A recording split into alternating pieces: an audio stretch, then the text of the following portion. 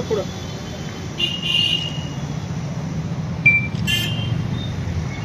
ठीक आहे.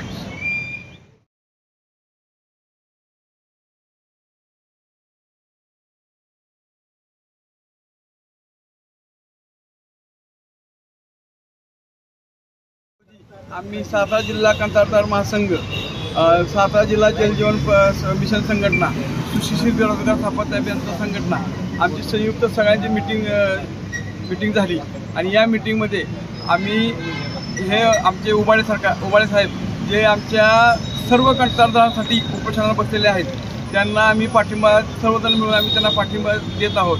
पाठिंब्याचं पत्र आम्ही त्यांना देत आहोत आणि आत्ताच आम्हाला समजलं की आपल्या जिल्ह्याचे पालकमंत्री माननीय श्री शंभूराज देसाई इथून गेले, पण त्यांनी यांच्याकडे पाहिलंच होता नाही की आपला एक जिल्ह्यातला माणूस उपोषणाला बसलेला आहे, कंत्राटदारांच्या मागण्यासाठी उपोषणाला बसलेला आहे.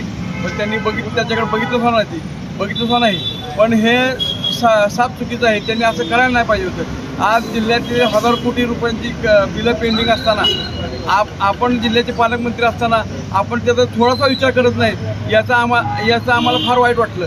आणि आपण पालकमंत्री असताना पालकमंत्र्याची तुम्ही जबाबदारी स्वीकारावी.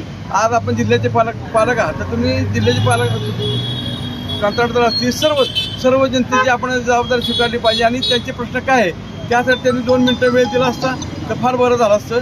आम्हालाही समाधान वाटलं असतं. पण त्यांनी काहीसुद्धा तसं काही केलं नाही. तेव्हा आम्हाला त्यांच्याबद्दल त्यांच्याबद्दल आम्ही त्याचा निषेध करतो. आणि आमच्या कंत्राटदारांची जिल्ह्यातील कंत्राटांची जेवढी बिलं आहेत, जिल्हा परिषद आहे, पाणी पुरवठा आहे, सार्वजनिक बांधकाम विभाग आहे, तर त्या सर्व बिलं लवकरात लवकर आपल्या सातारा जिल्ह्यात 4 मिनिस्टर दिलेले आहेत.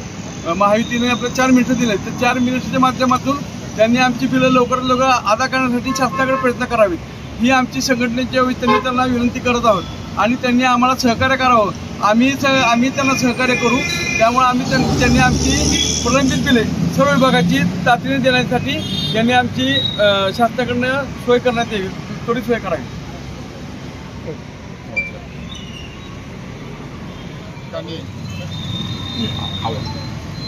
आज या ठिकाणी सातारा जिल्ह्यातील सर्व विभागांचे कंत्राटदार संघटना, सार्वजनिक बांधकाम विभाग असेल, पाणी पुरवठा विभाग असेल, जलसंधारण असेल, जिल्हा परिषदला काम करणारे कंत्राटदार असतील, या सर्वांची बैठक झाली इथं. आणि आम्ही सर्वांनी आपल्या मागच्या आठवड्यामध्ये सांगली येथील आमचा एक कंत्राटदार बंधू हर्षल पाटील यांनी आत्महत्या केली. त्यांनी आत्महत्या केली ही का केली तर हे जे जलजीवन मिशन शासन राबवतंय हे जलजीवन मिशन नसून कंत्राटदारांचा जीव घेणं मिशन झालेलं आहे. कंत्राटदारांनी एवढी कोट्यवधी रुपयांची कामं केलेली आहेत. आज महाराष्ट्रामध्ये 1200 कोटी हे फक्त जलजीवन मिशनचे थकीत आहेत.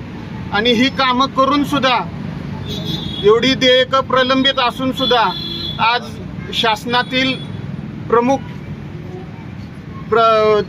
संबंधित खात्याचे मंत्री असतील किंवा अर्थमंत्री असतील हे सरळ ढळढळीत म्हणतात की आम्ही कुठलंही तुमचं देणं नाहीये.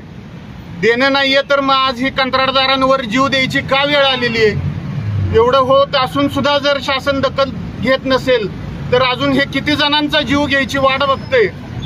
आणि आम्ही सर्व कंत्राटदार संघटनांच्या वतीनं आज इथं सातारा जिल्हाधिकारी कार्यालयासमोर रमेशजी उबाळे आमच्या प्रलंबित देयकांसाठी उपोषणास बसलेले आहेत. त्यांना आम्ही सर्व संघटनांच्या वतीनं जाहीर पाठिंबा देत आहोत.